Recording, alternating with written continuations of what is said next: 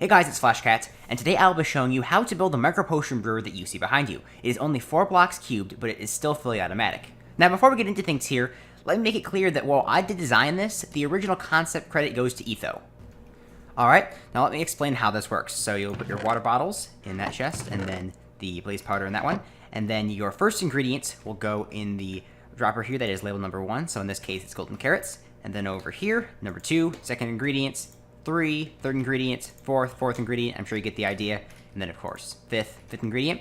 And then the last one will always be nether wart, so that trails behind everything else. And then to start the brewing process, obviously, like I said, you need to make sure you have water bottles and blaze powder. And then to actually start brewing, flip the switch, which will activate the system, and then the fresh water bottles will enter, and then nether wart will start being brewed into the water bottles. And I will explain the full process for how to start this. It's not quite that simple the first time. Subsequent uses will be like this. You simply select the ingredients you want and then flip the switch. But for the first one, there's a little bit of additional setup that I will cover shortly. Alright, and now the last ingredient is being brewed. And then when it is finished, the finished potions will simply be drawn out. And then new water bottles will replace them. And the entire cycle will start over. Now to build this, you will of course need a brewing stand. You will need a lever, 12 redstone, 2 redstone repeaters, redstone comparator, 2 redstone torches, a trap chest, 6 regular chests, 7 hoppers, 6 droppers, and a number of building blocks. Obviously, you don't need a full stack, and also you do not need to use quartz. I would use cobblestone or maybe stone bricks, but whatever suits you. Now, of course, you should start with a 4x4 space, as this is a 4x4 potion brewer. So start with a chest in the corner, as you can see, and then a hopper pointing into that chest. And then next to that hopper, you want a solid block, and then another solid block, as you can see.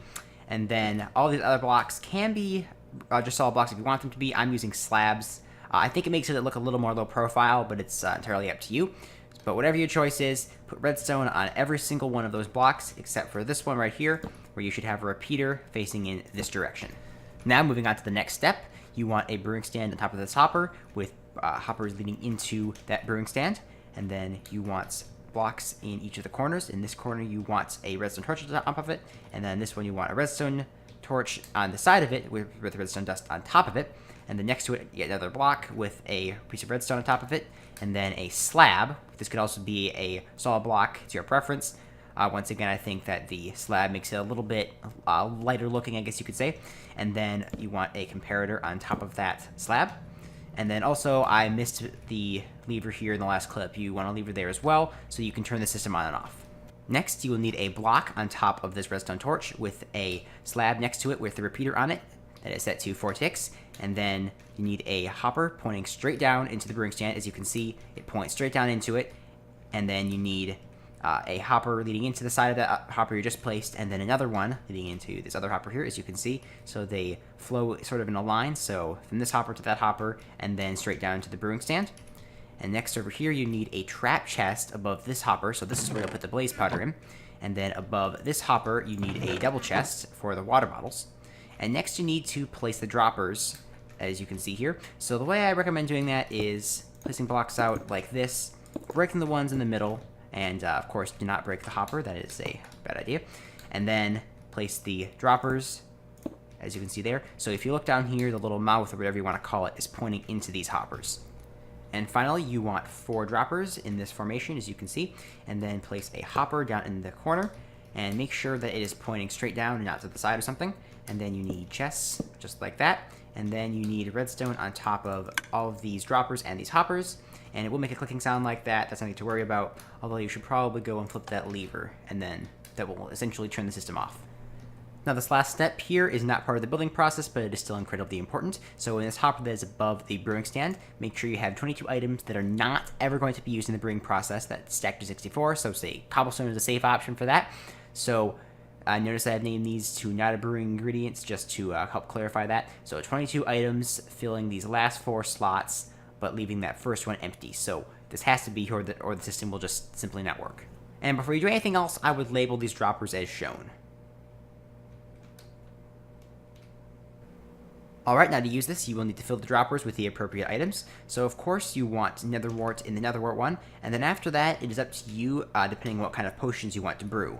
So for example, if I wanted to brew an extended splash strength potion in slot number 1 here, I would put the blaze powder, and then I go over to number 2, and I would put in the redstone to extend it, and then number 3, the gunpowder to make it splash. So in this case, I would leave number 4 and number 5 empty. And of course, you would fill droppers 4 and 5 if you have enough items. So like say, for the original example, I had 5 items, so I filled up droppers 4 and 5. So it depends entirely on what you're trying to brew. So say you only have a 2-ingredient potion, then you just put them in droppers 1 and droppers 2, and leave the rest of them empty.